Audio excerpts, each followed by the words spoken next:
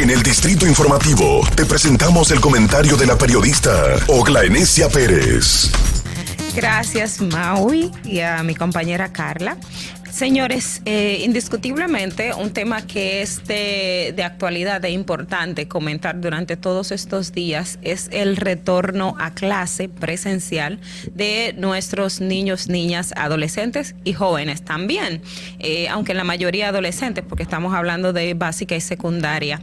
Y precisamente tiene que ver con el tema, hay varios aspectos. Una, fundamental, el tema del COVID-19. De hecho, la semana ya hemos visto varios colegios y uno en el día ya anunció el retorno a clase virtual por casos de COVID-19 en su plantel educativo y por reportes de padres, de alumnos de ese centro educativo. Otros también se ha dicho que tienen casos de COVID, aunque oficialmente no lo han dado a conocer, pero sí ya en voz populi, como uno dice, se conoce y se maneja la información. Entonces, esto definitivamente pone en evidencia lo que ya se sabía. El Ministerio de Salud Pública, las propias autoridades educativas y del Gabinete de Salud sabían de que con el retorno a clase presencial habría un rebrote y todo indica de que así será. Y la preocupación en ese sentido va ahora enfocada también con los estudiantes del sistema público. El sistema público, ayer el ministro de Educación junto a la vicepresidenta de la República, quien es presidente en funciones ahora mismo, dieron inicio formal al año escolar. Y una de las cosas que llamó la atención mientras veía los reportes de prensa es precisamente mientras se habla de un protocolo, mientras se habla de las medidas y todo lo que se va a tomar en cuenta para el tema del COVID-19, teníamos maestros precisamente denunciando que tienen una sobrepoblación estudiantil. Eso no es nuevo, eso lo sabemos, que el sistema público siempre tiene este aspecto de la sobrepoblación, que no hay aulas o no la capacidad de las aulas y los profesores, o sea, es insostenible.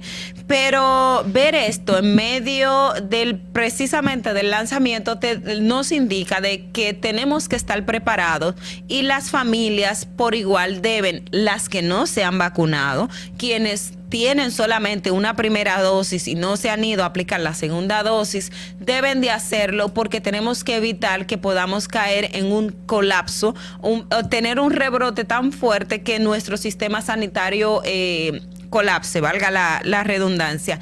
También llama la atención de esta vuelta a clases que el Ministerio de Educación decía que tienen como unos 100 planteles educativos que no están en condiciones, que todavía se sigue trabajando. Esas son las estadísticas que ellos dan, pero cuando se hace un levantamiento el número es mayor.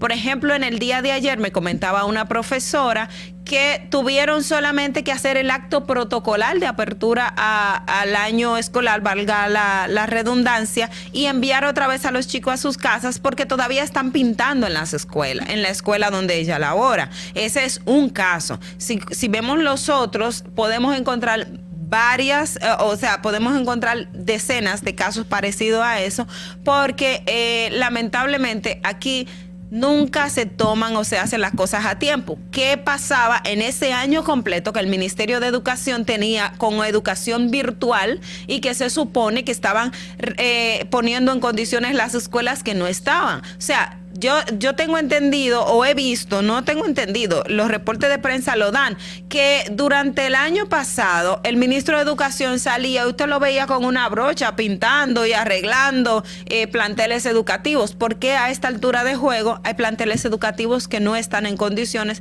para recibir a los estudiantes. Y si tienes planteles educativos que no están en condición para recibir estudiantes, lógicamente que vas a tener una situación insostenible de materia de salubridad, porque además de que tienes una sobrepoblación estudiantil, si tienes un plantel que no está en condiciones, entonces ¿cómo se va a desarrollar la clase durante este periodo? Entonces es importante que las autoridades tomen en cuenta este aspecto, sobre todo lo referente a COVID-19. Ya tenemos al menos 2 colegios de renombre que nosotros conocemos que ya han reportado casos de COVID, y es porque precisamente ellos empezaron la docencia antes que el sistema público.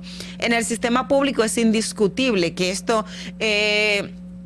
se va a disparar, y las autoridades, muy bueno el anuncio que hace el ministro de Salud sobre que dentro de 15 días se va a hacer una jornada intensa de PCRs para hacer el diagnóstico de cómo está la situación de COVID-19. Me parece muy atinado, porque siempre las disposiciones preventivas son las correctas. Sin embargo, a nivel de los planteles educativos, a nivel del sistema de educación, se deben de tomar mayores medidas para evitar que nuestros niños vuelvan otra vez a la virtualidad. Si recordamos que el año pasado fue un año prácticamente perdido, estas 2 semanas los maestros van a hacer un proceso de nivelación, pero ¿cómo vas a poder tener profesores haciendo un proceso de nivelación cuando hay escuelas que no van a empezar la docencia en esta semana como estaba previsto? Entonces, ¿cómo se van a manejar todos esos aspectos? El Ministerio de Educación